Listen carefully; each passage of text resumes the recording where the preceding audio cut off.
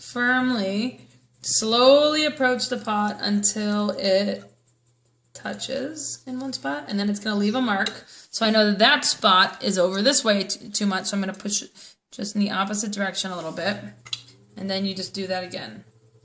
Oh, so maybe that's what now you that was doing spot with a finger, but then I guess you can't because you don't see where it's at. Well, it's a little different. Okay. So and then you just gently have your hands running over it, and you can feel if it's on center or not. It's just like any other piece of clay. You'll be able to feel it. Okay. You'll be able to see it, but you'll be able to feel it more because there's all these different little boogers and bumps and stuff. It's not, there's no perfect center. Center is totally relative. So you'll feel when it's like centered enough, when the bulk of it is centered. So tapping on center is probably something like what he showed you. So the way I do it is I keep one hand here, and every time it touches, this is setting a rhythm. 1, 1, 1. And then I'm going to try and find like the downbeat, if you will, and hit it on the opposite side of the beat until it feels pretty centered. Crazy. Do it just a little bit more. That feels pretty darn good. So it's like not completely centered down here, it's not completely centered right here, but this is the area I'm working with. Right. And that feels pretty darn good. Okay. So now I'm going to take... So that really, it takes a lot of practice. Yeah. I just made it look a hell of a lot easier than it is. But it's so worth it once you learn it. It makes this whole part of the process a lot faster. So I take 3 little turds. Just here. And this is not going to be the best video demo here because this pot is too dry. So this isn't going to make pretty ribbons or anything. This is going to be a little awkward. So I've got kind of a variety of trimming tools in here. We'll see. Maybe I'll try this one. Maybe I'll try this one. Maybe I'll try this new thing. Let's see. I'll start with this guy. The other Georgie tool. So the first thing I do is just try and make this line continue all the way up. So I'm just getting rid of this excess stuff here. So much of this stuff is just excess. I'm just trying to make that like a continuous curve.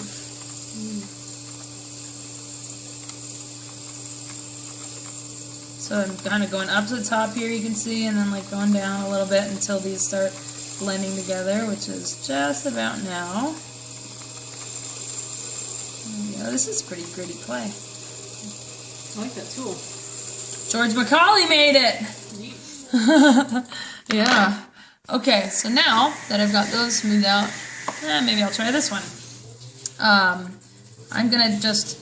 So I feel like that is a pretty good way to get like a nice proportioned foot. It makes a nice line for your eye to follow, but generally, like, I think that's a really good sized foot for a pot this size. I feel like that's a pretty good thing to stick by. So now I'm just going to carve down from here, and that'll be the outside of my foot. So you're just applying even pressure, kind of not straight down, but pretty straight down. Pretty straight down. What a great idea. Pretty straight down. Okay. Yeah, you see how my hands are locked together? Yeah. And then they're both in my thighs? Yeah. It's really important to totally dominate your trimming tool. Because they'll get caught and they'll want to kind of push you around, you know? You got to be really stiff with your trimming tools. Sometimes I'll even do this. I'll brace against my chin sometimes. Because they'll want to dig in and grab, you know, especially if you don't have a really sharp tool. Yeah. So find stability anywhere you can.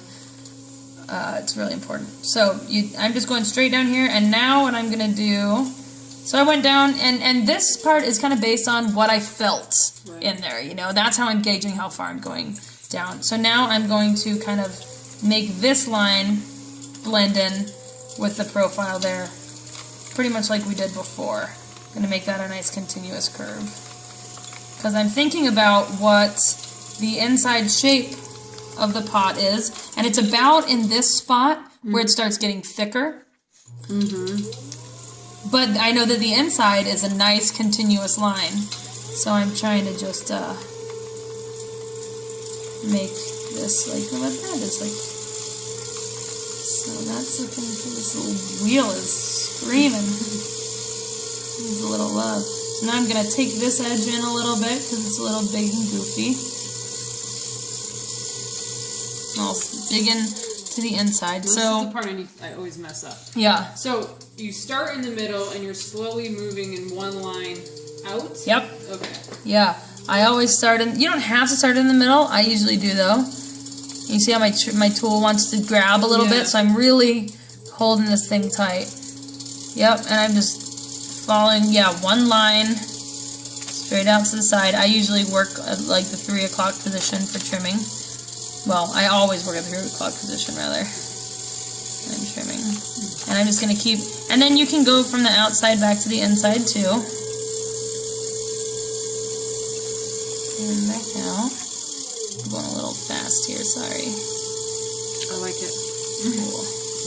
Yeah, you're like, come on! I got shit to do! The first time, like, Todd was like, okay, 4 seconds, done. Do it. Yeah, it's hard to find a balance between being thorough enough and not taking too long, you know, because I want to give you guys all the little nuggets of knowledge that I can dig up without overloading you. So you just keep going back to the middle and out. Yeah, that's what I usually do. And then I'm going to dig in a little bit more in that corner there with a different tool. I should just be using the tools that you guys have. That's what I should be doing, but I don't have them. So I'm going to use this one that's kind of similar. So use something with a nice corner that you can dig out this stuff. A lot of weight is going to want to hide in this little area. Like right in here and right in there is where a lot of weight wants to hide. So use the corner of something to kind of get in there. And what I like to do is dig under, make a little undercut right here, because that'll be because I like to glaze the inside of the foot. I know, it is cool, huh? Yeah, that's it. It kind of completes the deal, you know. And so, just like you like to leave a little, like you want to leave a little edge right out here to catch the glaze. You know what I'm talking about? Like a little edge like that. You want to do that on the inside too. Or I do. It gives the glaze a really nice, definite spot to finish and prevents it from running down and stuff. This clay is so chunky compared to what I'm used to. I'm used to just using porcelain. I'm like, I feel like it's just dulling my tool.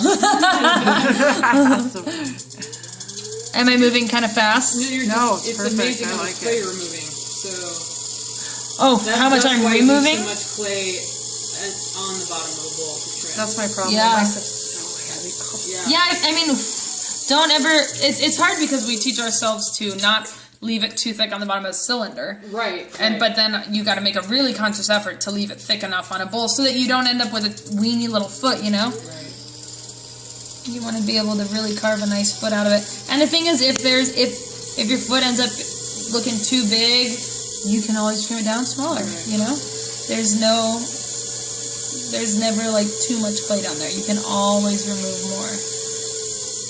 Okay, so now that's looking pretty good. I'm just gonna work on some like cleaning up and shape stuff. So I like to dig under a little bit right here, because like I said, that's gonna make a really nice spot for the glaze to end, and it's also gonna make it really easy to hold on to when I dunk it.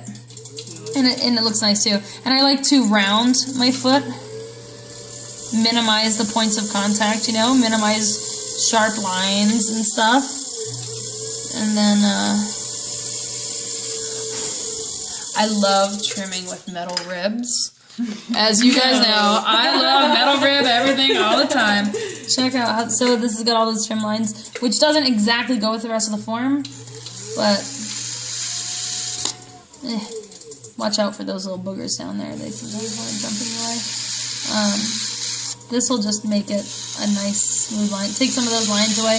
There's still going to be like these grooves from the big particles, but it'll take out some of the trim lines, which I like. And those little grooves will get filled in with your glaze and stuff. And then, if you can get in here, I also have this really great small metal rib. Is it in here? No, it's not. It's in my studio. I have a smaller size metal rib like this big that is just fantastic. I love that thing. Well, I can't super get in here, but I'm not terribly worried about it. Let's see. Where'd my other trimming tool go? I'm just losing everything. What the heck? Did I drop it? I thought I dropped something. Oh, it's right here. Idiot.